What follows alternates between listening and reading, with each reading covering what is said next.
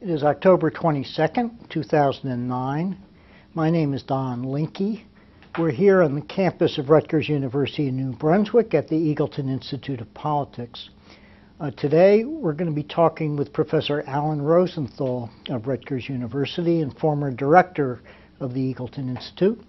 We're going to be discussing the study of governors and how one goes about researching and writing and looking at the office of the state governor in the United States. Alan, you've spent most of your academic career studying and writing about state legislatures and teaching about state legislatures. Now you've decided, after many years of focusing on state legislatures, to move to the office of state governor. Why? Well, it's not quite as sudden a decision as you make out. I have spent a career, an inordinate amount of time, focusing on state legislatures, an institution that I find fascinating. But along the way, you know, one will come into contact with governors. I mean, because governors are the other branch of government to legislatures. So I've done work on the relationship between governors and legislatures, and in fact, earlier wrote a book on governors and legislatures.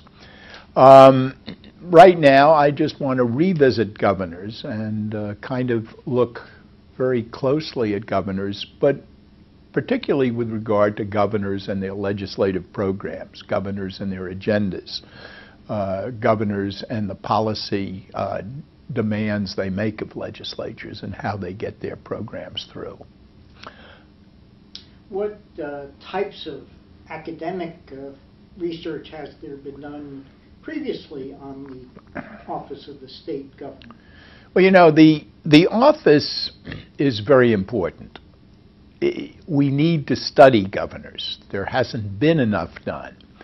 The office is important because the governor is important.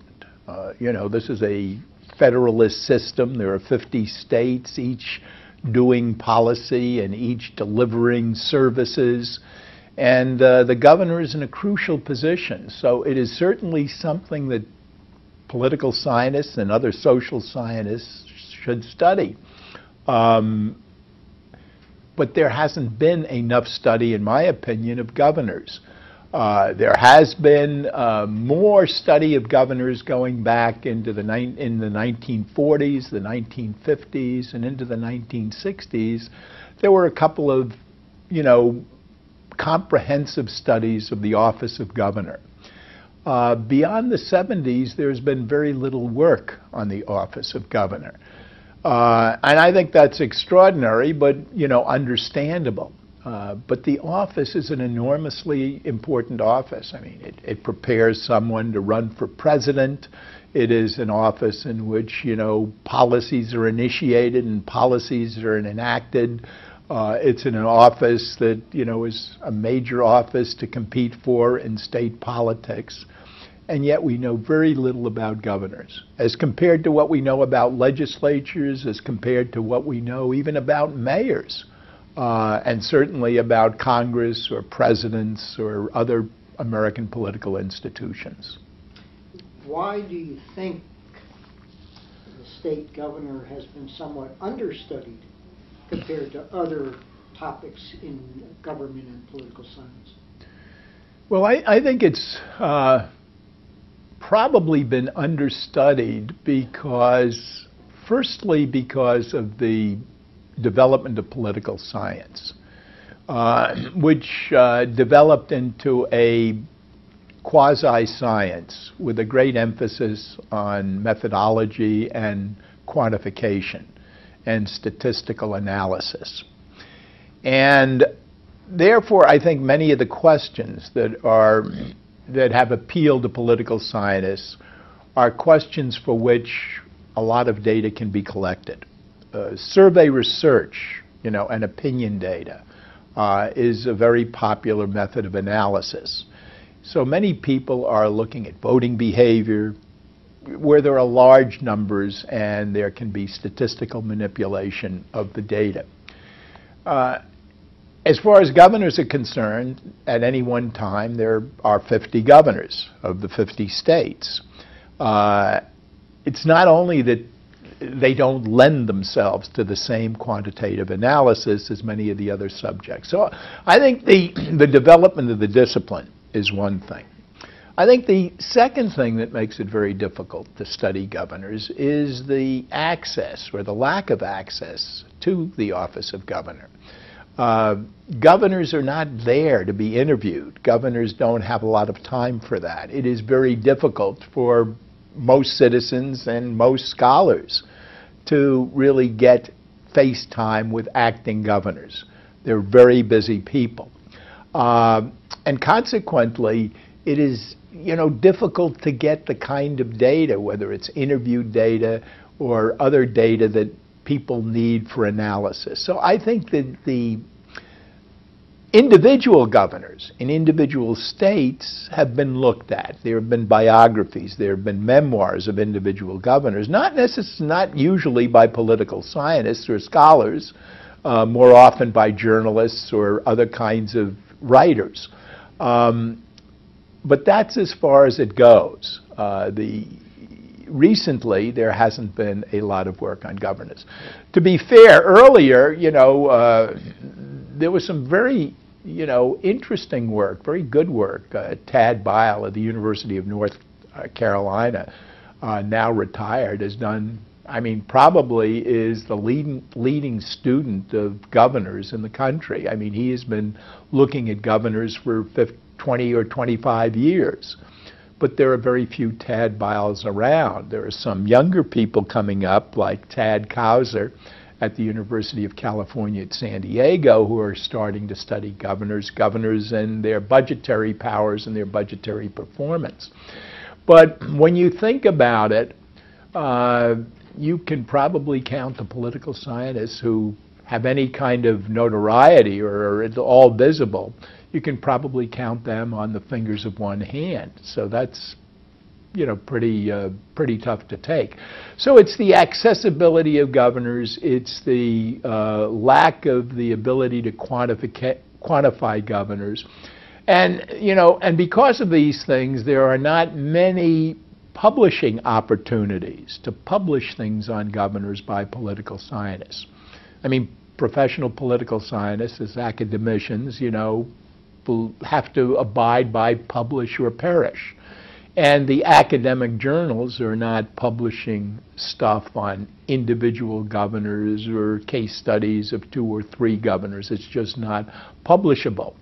As far as biographies of governors, they are not big sellers either, unless a governor has national prominence, is going to run for president, has run for president, or like Arnold Schwarzenegger has been a movie star and a California celebrity. Nobody cares really about governors. I was just astounded that when a colleague of ours, Alvin Felsenberg, wrote a biography of Tom Kean.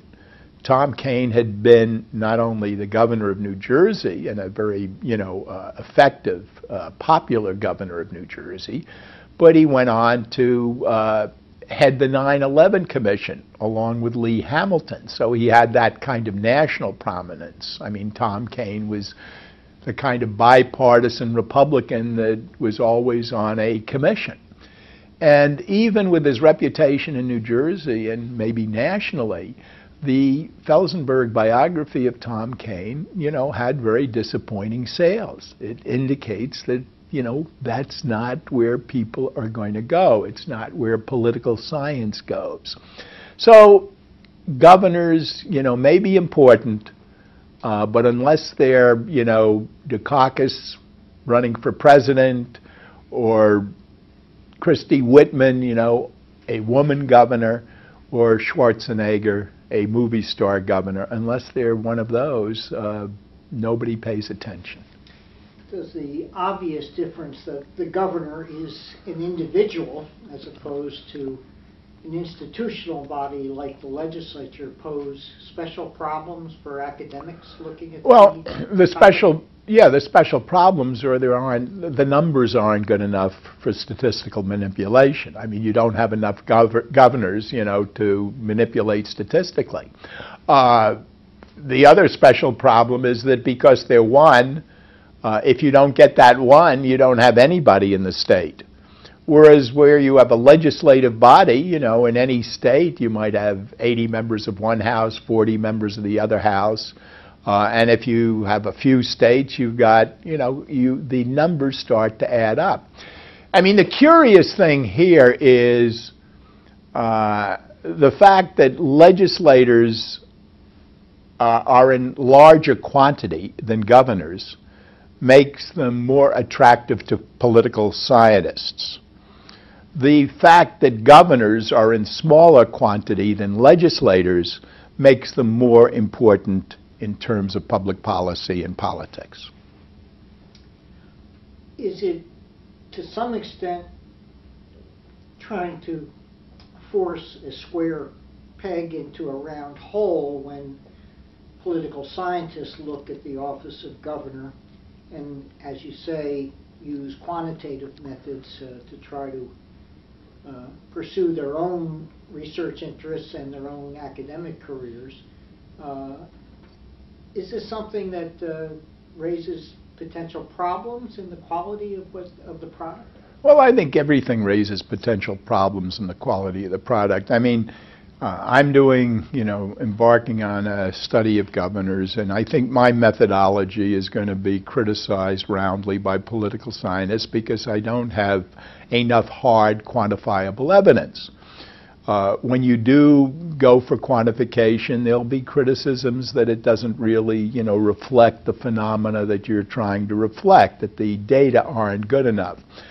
My suggestion would be that we ought to pursue the governor with a variety of methodologies, and let 1,000 flowers bloom. We know so little about governors, and and there's been such a lapse in the study of governors from the 1960s and 1970s when some work was being done to now when it seems like there's very little work being done. Unless I'm completely wrong, and others who have, said that we don't know who is studying governors. Unless we're all wrong, I think the thing that we have to do is just to encourage people using different methodologies, different approaches, to go out there and look at governors. I mean, my approach is something that, I favor. That's the way I study things. But somebody else, quantification may be possible with governors. I don't know, or looking at governors and budgets. I think it's all very possible, and we ought to give it a chance and see how it comes out. And I think practically whatever happens, we'll know more about governors and, kind of appreciate the office more if a couple of more people start embarking on the study of governors. Discuss in somewhat more detail how you're going about your own study. Well,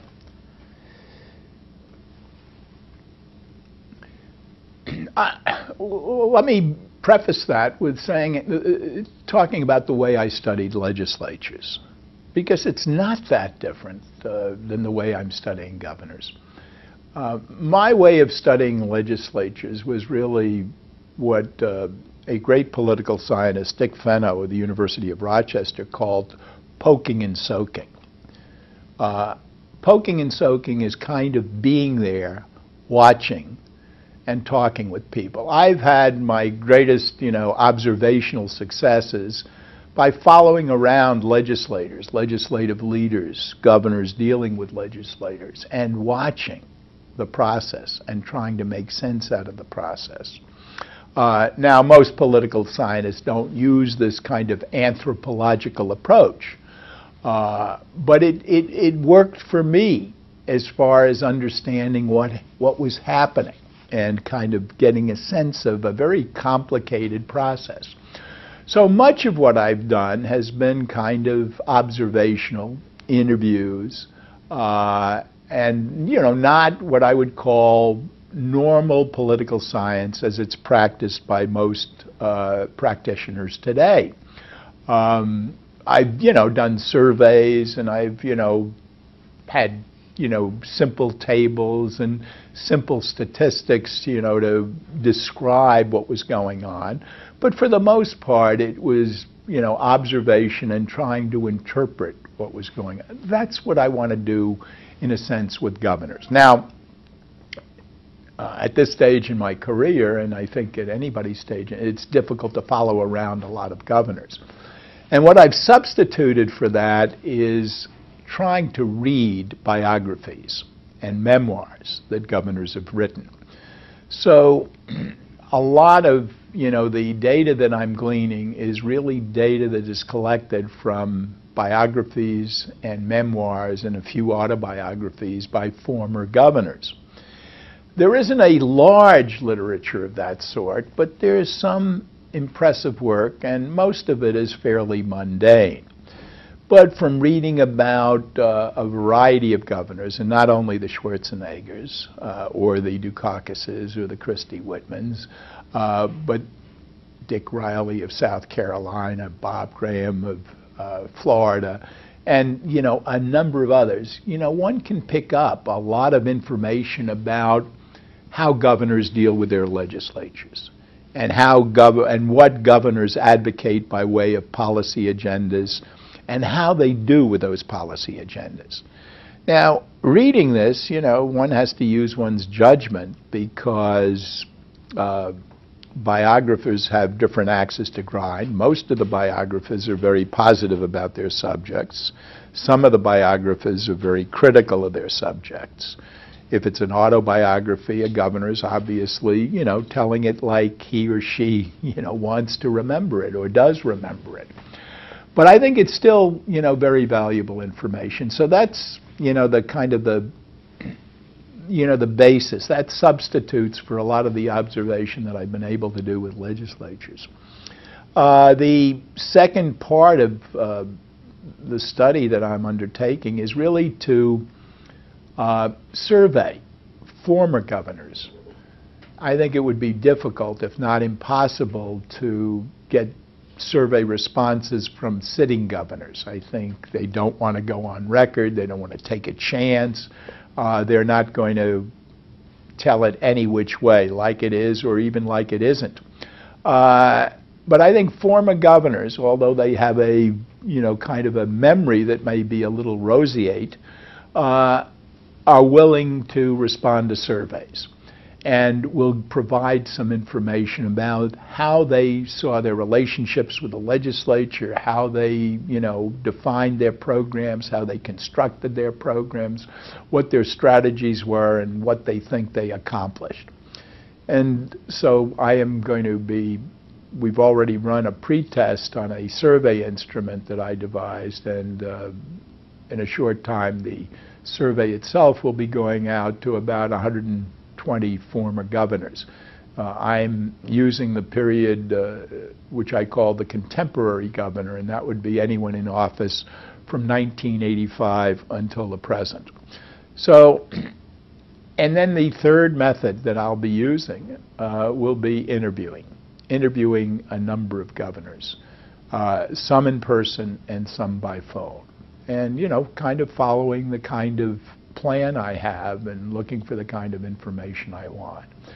And then, hopefully using what I've learned in the past about governors when I've studied legislatures, and using what I gleaned from the biographies, memoirs, the surveys, and the interviews to make a little more sense of the office of governor and the legislature than we have right now. Going back to your review of the biographies that have been written of governors, both current and past, what are the sort of approaches that you found most helpful or least helpful? I assume that many of these biographies are written by State House press or journalists, maybe some by academics, but I suspect that's none by academics. I don't think any by academics.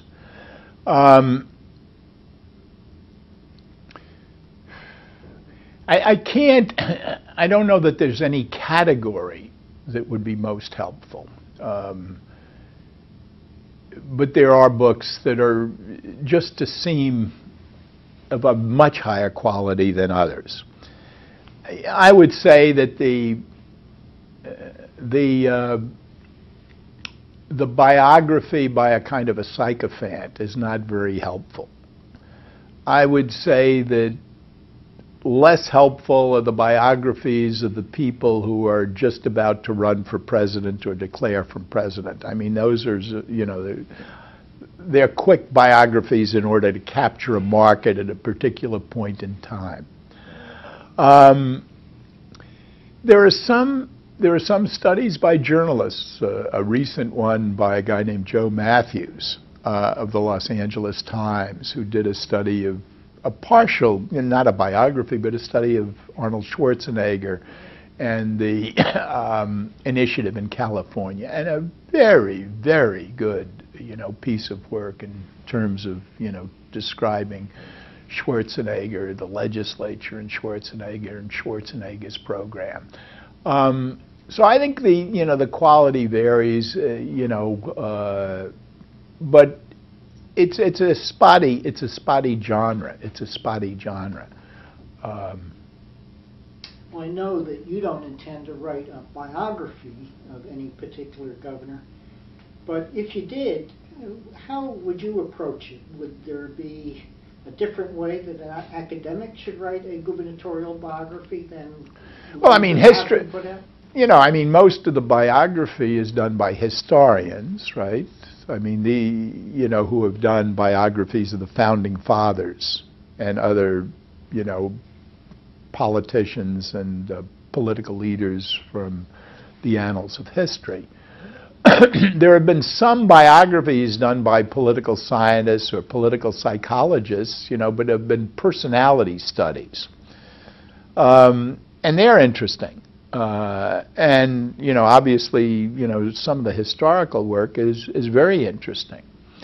If one were dealing, you know, if I were doing a biography of a sitting governor, let's say, what I would want to do is to, as the expression goes, to be embedded. I would want to spend 6 months following the governor around. That would be the way I would portray a governor if I were doing a biographical kind of account. I'd be less interested as an individual in, you know, kind of looking at the early childhood. I don't know how I would handle that, but I would focus on the governor doing his or her job, all aspects of the job, and then try to, you know, kind of put that job in a broader context. That's the way I would do it. Maybe I've been following around people for too long, legislators and others, and then so, you know, you show me a governor and I immediately want to grab onto his or her coattails and follow them around. Is another problem the lack of accessibility to archival resources relating to governors? I've been struck, for example, in our development of the Rutgers program on the governor, on how few archives there seem to be around the country that at least now are electronically accessible in terms of the raw material, the documents, the memos, both from a political and a policy standpoint, in what the governor was actually reading or looking or saying while he or she was making a decision. Is that a problem for academics in the sense that there are relatively few archives? I don't think so. Why? Because I don't think that appeals to academics or to political scientists. It might appeal if a historian was writing a biography of a governor or a past governor, that historian would depend upon archives. But a political scientist or a biographer, the biographers, you know, who have written about governors, or journalists who have written about governors, don't normally go to the archives. They don't depend on archives. They interview people. They interview people who have been around governors. They interview governors. And that's or they collect other kinds of contemporary data that would not be archived. So I don't think that's what's deterring political scientists. I think it's the nature of the phenomenon, and how you can quantify it, and be theoretically relevant about governors. In a broader context of political leadership, there may be people who would be interested in governors. They're interested in political leadership. But again, I don't know that any of these people have explored the office of governor either. But I don't think it's the lack of archives. I think the lack of archives, are a problem for historians who want to look at governors for the most part. And I think what's necessary, though, beyond looking at a governor or governors in New Jersey or governors in Pennsylvania or in North Dakota, is to try to make sense in a comparative way out of the office in general. This is what I've tried to do in terms of legislatures. Recognizing that the 50 states are different, and recognizing that legislatures are different and senates are different from houses, I've tried to make general sense of the institution, allowing for differences. And that's what I'd like to do with governors, make general sense of the office and the methods and the approaches and the agendas and the, allowing for differences. And in terms of governors, when you talk about the office of governor, it's not quite like as institutionalized as the legislature. The legislature, kind of has a continuity to it, even though it changes depending upon who the leaders are and which party is in the majority. But the governor, as an individual, really affects the office enormously. The office is the individual, whereas in the legislature, the institution is not quite the leaders, and it's the whole ball of wax. So the governor is, a very personal role, and I want to see what the commonalities are of this personal role. Now, you said that you hope that there are other approaches taken in addition to your own. Anything else that you think could be done to sort of expand knowledge of the office? Well, I can't, design research for people out there. I don't know. I'm doing what I can, and what my feeble imagination permits me to do, what I'm comfortable doing, what I'm equipped to doing, what I'm temperamentally disposed to do. I have a feeling that some younger, smarter, energetic colleagues could begin to collect harder data and to invent means of, using governors in a more quantitative way. I would imagine it would be possible. I would imagine it would be possible, too, to look at the, governors as administrators. I'm interested in governors as policymakers, but a whole area is how governors run their administration. How the departments and agencies run. And the whole business of how policy is implemented is so important. This would be a different subject area of the governor to focus on. And if you were focusing on the administrative apparatus of the governor, then you'd be kind of going into an area that it would probably lend itself more for quantification. I think personalities are important, and personality characteristic and personal styles. I will probably get at a little of that, but for somebody to really focus on personalities. Even we don't even know about governors and their elections and their campaigns. So the whole area is open. I just don't know quite how to get at it. I'm doing my little piece.